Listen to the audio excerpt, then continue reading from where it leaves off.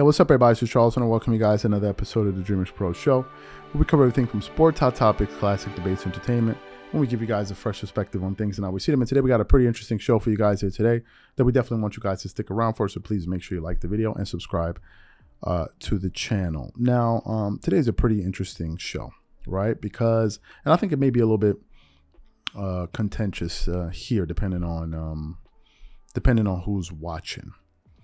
As y'all know, there are a lot of people out there that regard this era as the greatest era of basketball of all time. They think this is the era that has the most skilled players, the most advanced players to ever play the sport. There's some out there, like myself, that kind of push back on that notion, right? Because there is no concrete evidence to really support these notions, right? I think the game is played in a different way, and therefore you're seeing different things being asked from NBA players, but it doesn't mean that this is the best crop of talent the NBA has ever had, right? But nevertheless, some people like to make this argument because people are going to favor whatever era they decide to favor. But one of the major issues facing today's stars is the lack of durability and the load managing. And there are a number of schools of thought whenever we discuss this topic. There are some people that are pro players, and they think that the players should take every single precautionary measure to preserve their bodies. There's some people that are pro fans and like, wait a minute, it's absolutely ridiculous that you guys are marketing a game that's marketed around stars. And all too often, people go out there and they buy tickets, especially on away games, hoping that they get a chance to see a particular star when they come to an arena, and then these guys don't play. And a lot of people think that the fans are being cheated. And then there's some people that are looking at it from ownership standpoint, which is, wait a minute, we're giving you guys guaranteed contracts and players are missing games left and right. How is this even, how does this really work? And this morning I came across an article here from fadeawayworld.net that really highlights this issue. So let me just get into the article here. It starts off with the headline. NBA analyst says players missing games is problem number one for the NBA. And let me continue on. The NBA has a very big problem. It's not the officiating, as many people have pointed out in the recent weeks, or even looking to create super team in an era where we could have finally enjoyed parity.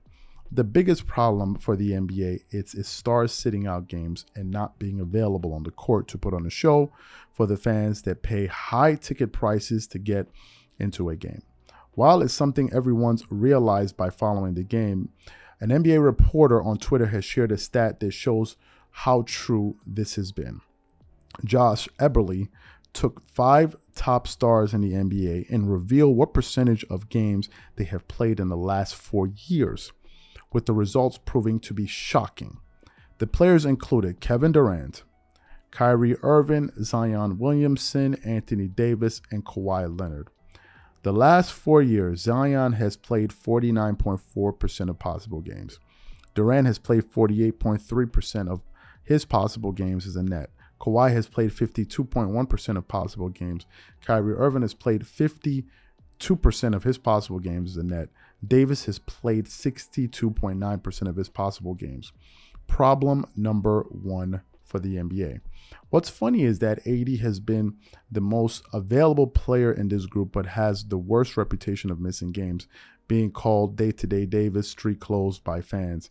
He and Kawhi are the only players here to not have made an all-star team in the last 2 seasons. Kyrie Irving often missed games off the court for off-the-court reasons such as suspensions and vaccine mandates, while KD seems to have an ankle injury, sidelines him from a part of the season every year.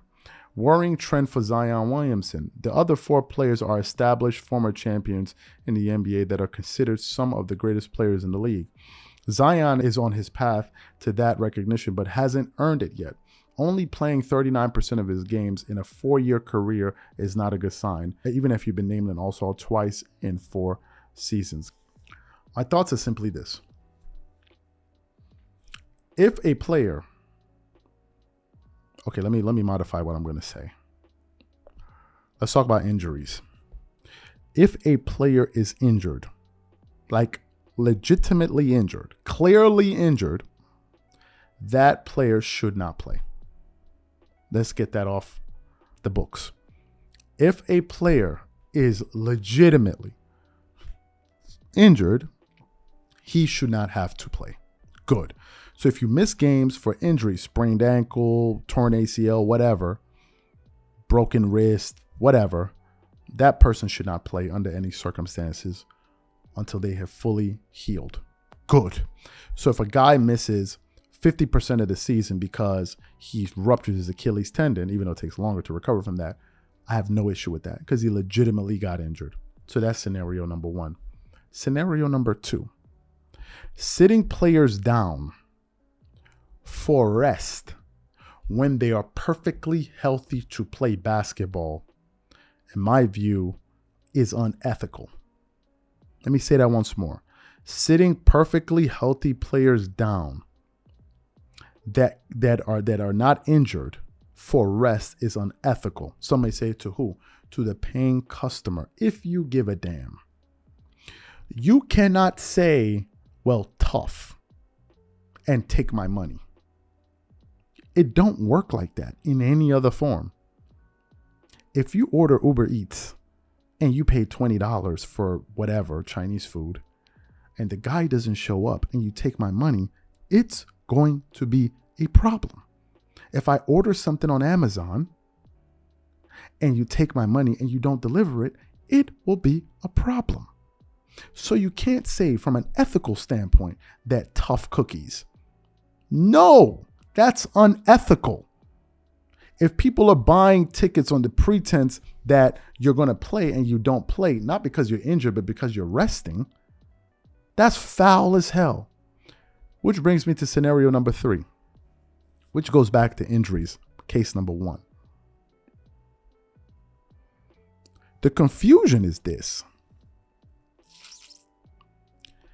If players are more advanced today, if medicine is more advanced today, if training facilities are more advanced today, if nutrition is more advanced today, why are players currently being injured?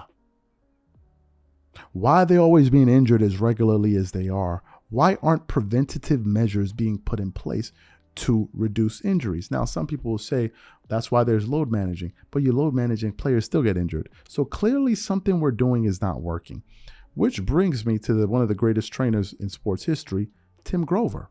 Tim Grover, the trainer Michael Jordan, Kobe Bryant, Dwayne Wade, said that he believes the issue that players are having is that today there's a focus on resistance training through bands, and guys are not actually lifting weights. Now, some people will say, but why? What's the importance of lifting weights? Well, apparently, to some of the information that I was able to ascertain through reading, lifting weights strengthens your bones. And therefore, once your joints and bones become stronger, it reduces the chance of these type of injuries. This is a philosophical question we're having here. But the issue still remains. Players are still missing games. Fans are still being cheated out of their money because they're going to games and they're not seeing these guys show up after they play. And it's happening all too often on road games. I've seen Kawhi Leonard do it. I saw LeBron James recently do it. These are not the only guys that just did. That's why I was so surprised when people were shouting about, oh my God, the missed call in Boston at the Lakers should have won that game on that layup had LeBron not been fouled. And then the very next game, not the next night, the very next game, 2 nights later, they load managed and they sat down both AD and LeBron. That's madness. And Kawhi Leonard does the same thing. They just came off a road trip and they sat him down for, I don't know what it is they called it. So this is a serious issue if you care about the fans. If you care about the fans, and if you call yourself a fan of the game, then this should be alarming for you. Now, I know there's some people out there which are complete jigaboos, these people that will come at me. Yeah, they got 1 or 2 clowns out there. They'll say, oh, you're trying to, yeah, you're going to be shocked. There are people like this. You trying to hold a black man down. I know some of y'all are sitting back like, what? A black man? Yeah, there's some people that because I'm saying that players should actually play their contracts out, that in some ways I'm trying to take money out of a black man's pocket. Can you even imagine? There are people like this. There are people like their brains are so warped that they actually think this way. They can't even think straight anymore or ethically. And they want to give athletes a pass that they themselves would not give the next man. Let that person walk into McDonald's, order a Big Mac, and not have the money. Or let them say, oh, we have a Big Mac, and you pay thinking there's going to be Big Macs and they ain't got it, and see how much they're going to be hollering for $5.99. Man, please.